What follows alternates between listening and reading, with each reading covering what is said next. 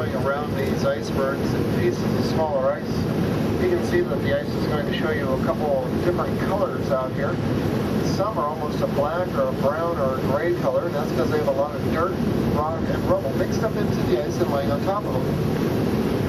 The other two prominent colors are the blue and the white in the ice. The blue and the white is not any type of pigmentation. It's actually a reflection of light going through the ice.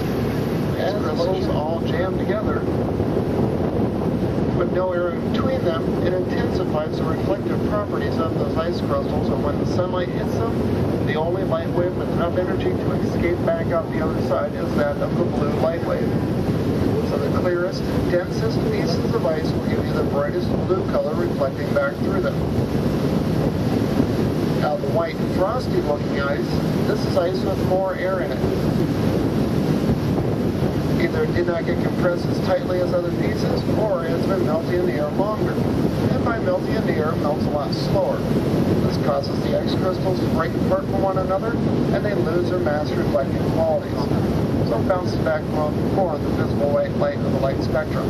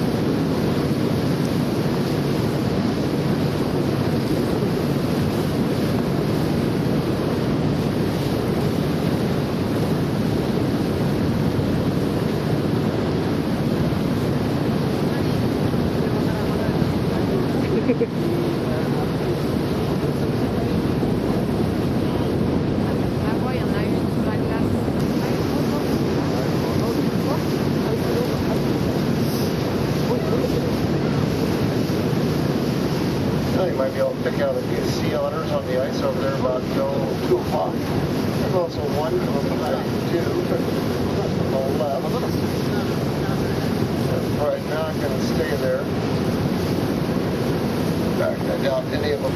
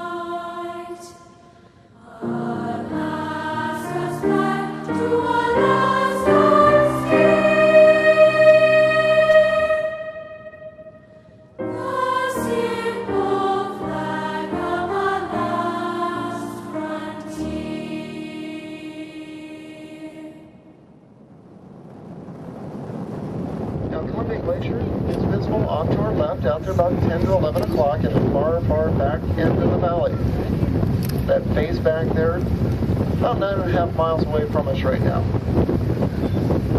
But the main body of the glacier does take off to the right and goes up into the mountains for about 35 miles.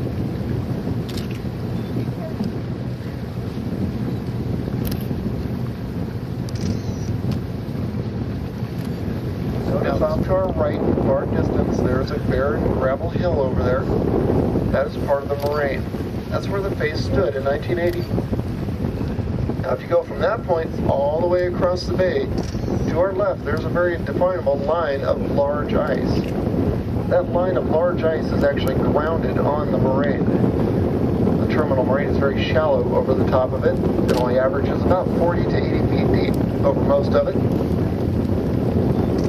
But where this line of ice is at is where Columbia's face was in 1980. And when it stood out here, it had about 400 feet of ice straight up out of the water. And again, only about 40 to 80 feet of ice down in the water. The water would undercut the face, the glacier was pushing forward at all times, and the glacier ice would calve away from the face, crashing down into the water and break into smaller bits and pieces. Kind of like what we're in right now. And very rarely ever did you see it get outside of Columbia Bay. Today, however, the face back there in 1,500 feet of ice below.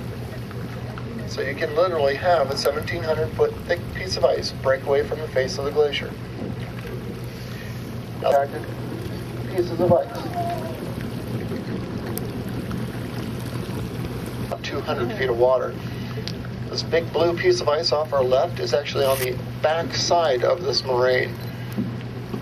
The moraine itself is not very wide over the top of it, falls off very steeply on the other side, and that thing back there is grounded in about 350 feet of water. And it has actually rolled over since yesterday. There's actually a lot.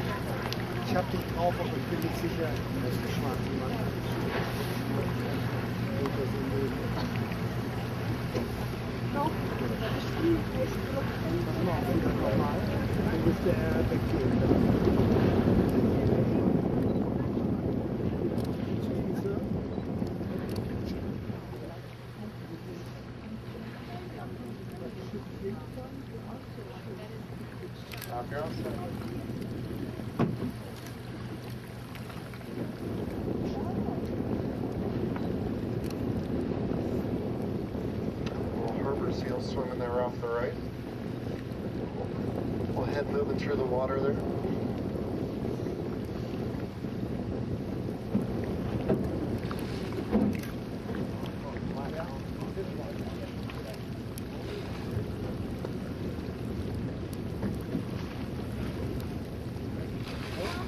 Now this is something we haven't done in a while. We're actually just on the back side of the terminal moraine. Usually there's 150 feet of ice below the water right there that you don't see.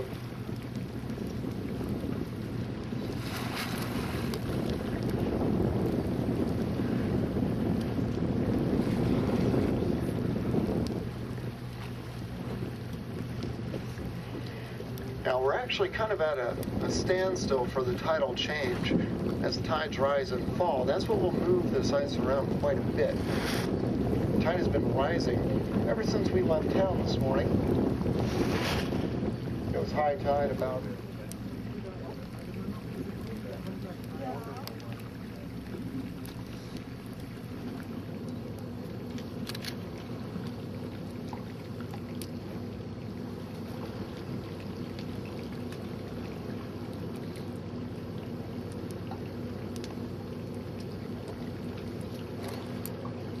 I can see the current starting to move here off to our left, moving by this blue piece. Water flow starting to move out a little bit, with the tide starting to drop again. All the little ice off to our left in the distance starting to move out as well. We're just getting back over top of the moraine here yet. About 116 feet of water below us here right now. And again, all these bigger pieces are grounded. The one off to our left is very evident that it's grounded. There's a water line showing up over there, about a foot or two above the water right now.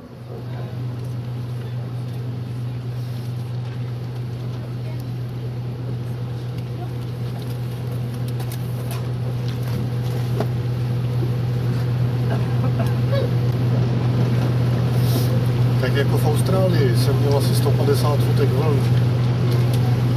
Tak tady to budou ledovce. Tady budeš mít samý sníh ve foťáku. Tak.